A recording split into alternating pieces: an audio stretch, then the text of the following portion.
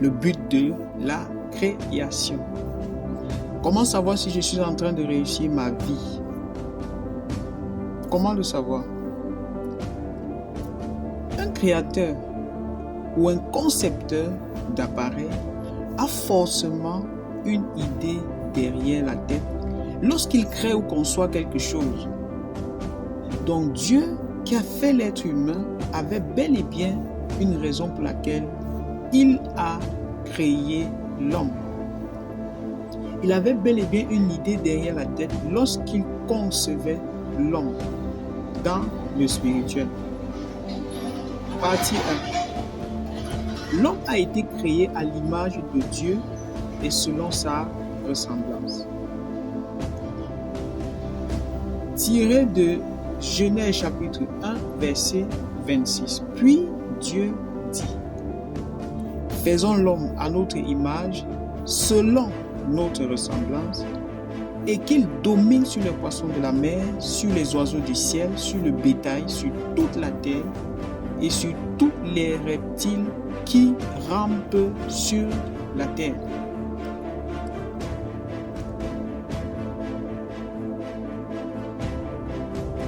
La plupart des hommes pensent que réussir leur vie, c'est avoir l'argent, les biens matériels, c'est fonder une famille, c'est faire réussir leurs enfants dans la vie. D'autres, par contre, vont penser que réussir leur vie, c'est réaliser leurs rêves, leur passion ou leur désir.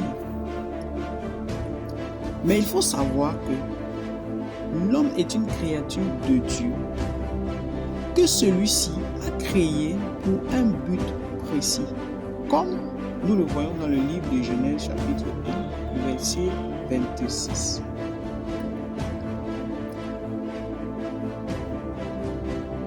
En un, le premier but de Dieu est que l'homme soit à l'image de Dieu, c'est-à-dire Christ. C'est que l'homme ressemble à Christ, que l'homme soit manifeste en lui l'image qui est Christ. Alors, l'image ici, c'est le portrait. On ne parle pas ici de portrait physique puisque Dieu est esprit. Il s'agit donc de l'image intérieure, c'est-à-dire le caractère, ce qu'on est intérieurement. Dieu a donc créé l'homme pour qu'il possède en lui le caractère de Dieu et le manifeste. Le caractère de Dieu, nous le voyons dans le livre de Genèse 34, des versets 5 à 7. Dans le livre d'Exode 34, versets 5 à 7. L'Éternel descendit dans une nuée, se tint là auprès de lui et proclama le nom de l'Éternel. Et l'Éternel passa devant lui et s'écria: l'Éternel, l'Éternel, Dieu miséricordieux et compatissant, lent à la colère, riche en bonté et en fidélité, qui conserve son amour jusqu'à 1000 générations, qui pardonne l'iniquité, la rébellion et le péché, mais qui ne tient point le coupable pour innocent, et qui punit l'iniquité des pères sur les enfants et sur les enfants des enfants jusqu'à la 3e et à la 4e génération. Voilà le caractère de Dieu, voilà ce qui le caractérise. Il sera toujours comme ça. Dans ce texte, le caractère de Dieu est très bien détaillé. C'est son caractère. Le Seigneur Jésus-Christ étant l'image du Dieu invisible, lorsque nous lisons le livre de Colossiens 1, au verset 15, il est écrit: il est l'image, c'est-à-dire Christ, du Dieu invisible, le premier-né de toute la création.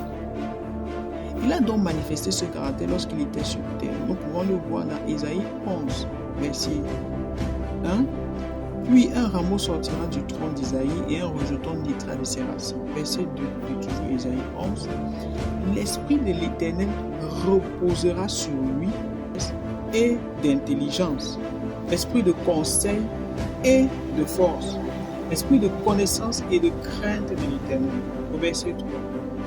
Il respirera la crainte de l'Éternel. Voilà l'obéissance. Il ne jugera point sur l'apparence, le caractère de Dieu. Il ne prononcera point sur un oui-dire, le caractère de Dieu.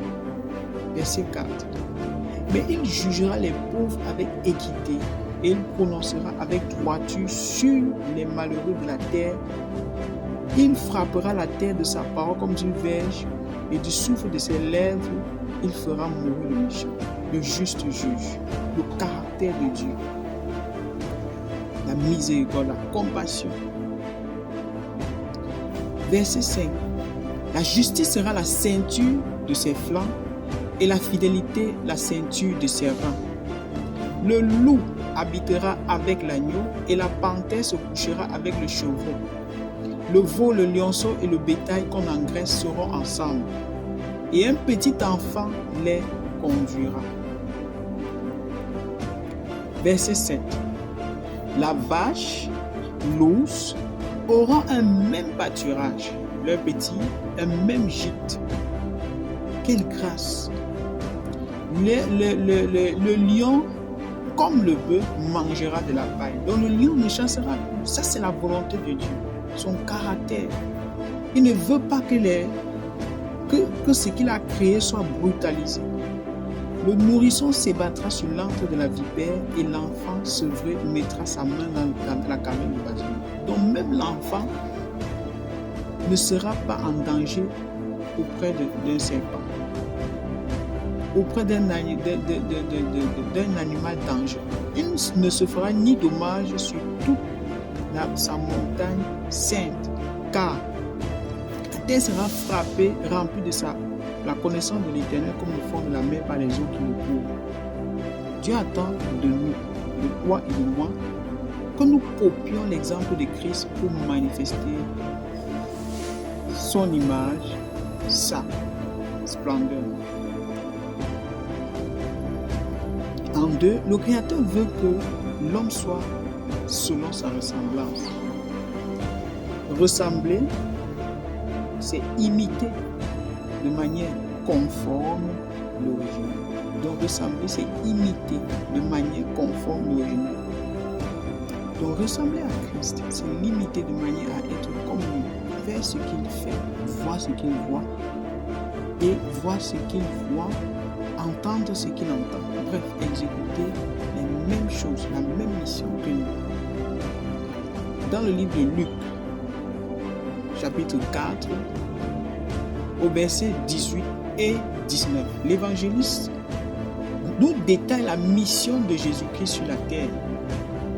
Luc 4, verset 1. L'Esprit du Seigneur est sur moi parce qu'il m'a oint pour annoncer une bonne nouvelle aux pauvres. Il m'a envoyé pour guérir ceux qui ont le cœur brisé. Voilà ce que Jésus fait. Verset 19. Pour proclamer aux captifs la délivrance et aux aveugles le recouvrement de la vue.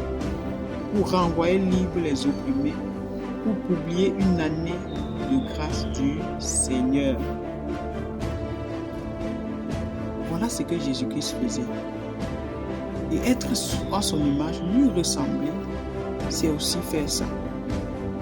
C'est ce que Jésus-Christ veut, c'est la volonté de Dieu. Ce verset fait ressortir clairement ce que Jésus-Christ est venu faire sur la terre et ce qu'il continue de faire à travers ses disciples. Mon frère et ma soeur bien-aimés, pour être à l'image de Dieu et selon sa ressemblance, il faut croire en Jésus et lui donner ta vie en renonçant à tes péchés et tes iniquités pour le suivre, car il est écrit.